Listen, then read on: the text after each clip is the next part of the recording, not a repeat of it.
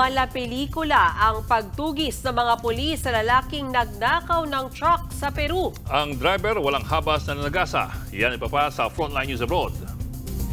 Sa pool sa video na ito ang pag-corner ng mga police mobile sa isang trailer truck sa kalsadang ito sa Lima, Peru. Sinadya namang banggain ng truck ang police car sa kanan, sabay atras. Maya-maya pa, humarurot na ng takbo ang truck. Animoy eksena sa pelikula ang pagtugis ng mga pulis sa trailer truck na umabot hanggang sa highway.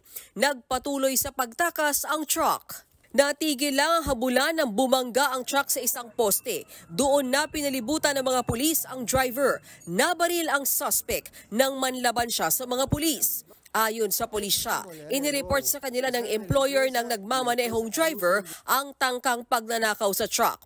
Posible rin daw na miyembro ang suspect ng sindikato na sangkot sa pagnanakaw ng mga cargo.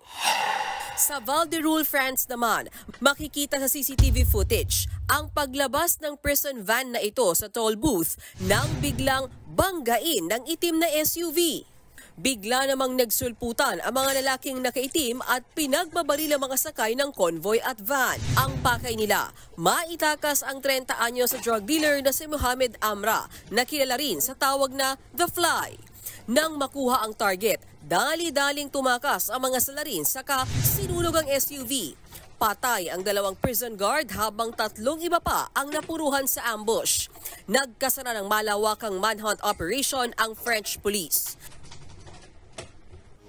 Mga kapatid, Mean Los Baños po. Huwag magpahuli sa mga balita at impormasyong dapat ninyong malaman. Para sa mas malawak na balitaan at diskusyon, mag-follow at mag-subscribe sa social media pages ng News 5.